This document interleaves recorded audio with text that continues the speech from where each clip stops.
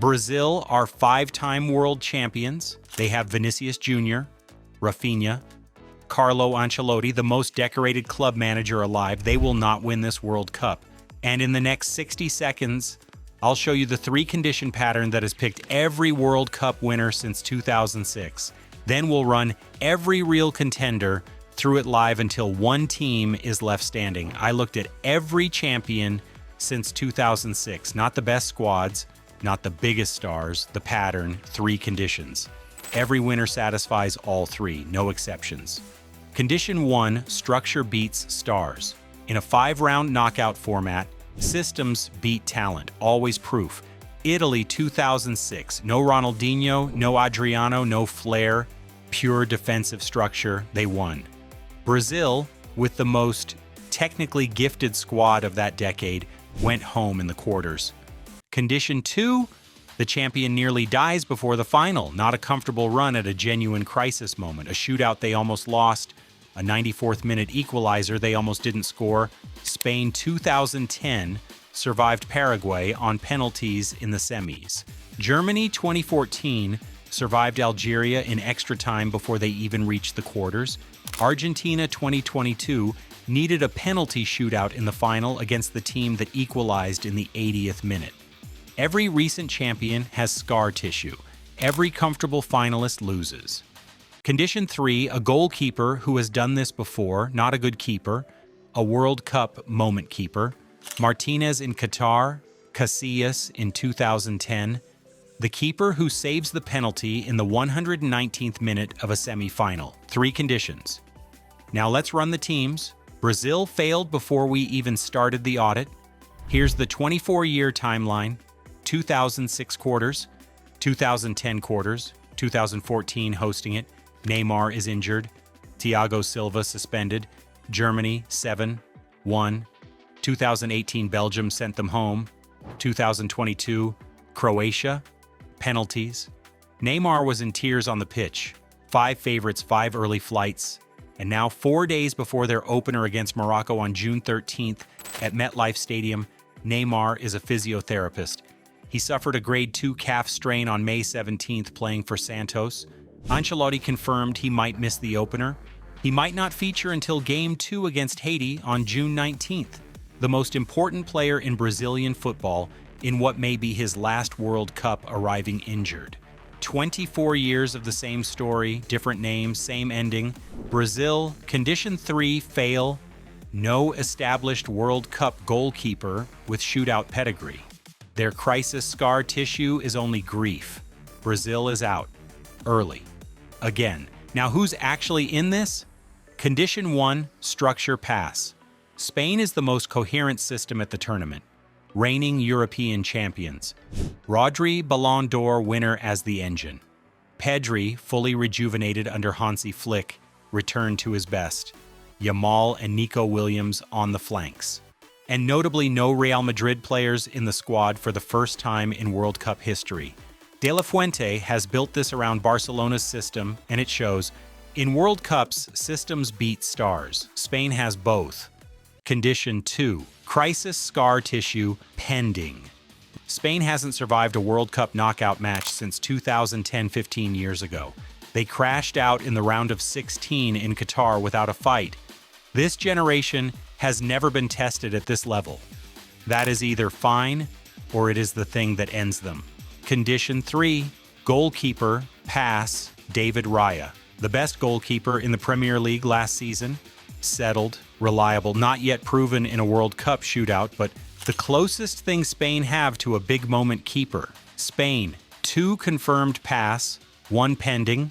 The favorite, but the crisis test is coming. One more thing, Yamal's hamstring.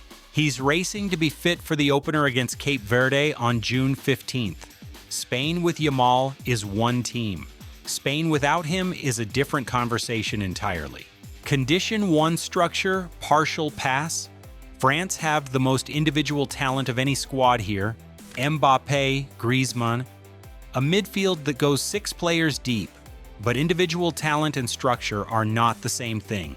In Qatar, they were chaos in the group stage and only found their system in the knockout rounds. The talent is real. Whether it becomes a team is the question that follows France into every tournament. Condition 2, crisis scar tissue, pass. France have been in knockout shootouts. They've won finals. They lost finals on penalties after equalizing in the 89th minute Qatar and still came back the next cycle. This squad does not panic. That is a real edge. Condition 3, goalkeeper, partial pass. Maignan is excellent. He is not Emiliano Martinez.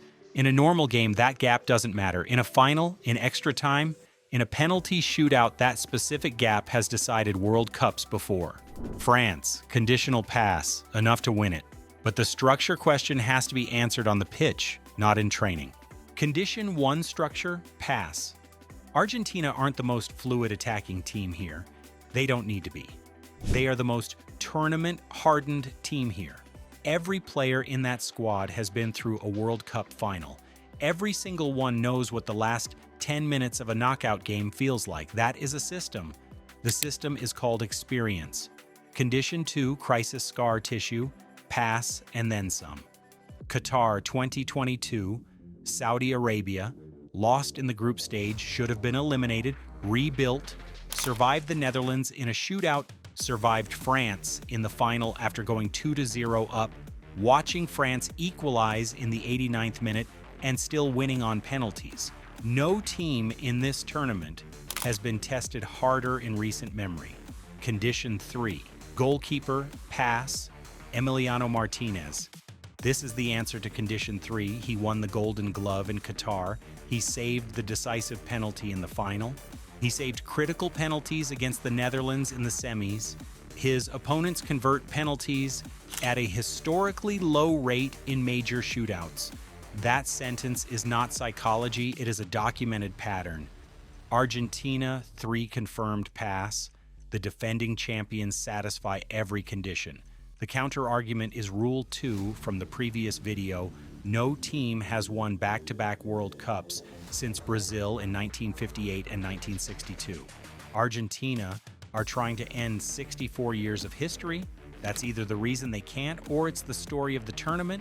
Condition 1, structure, pass, 2 consecutive group stage exits, 2018, 2022, have done something rare to Germany. They've removed the arrogance.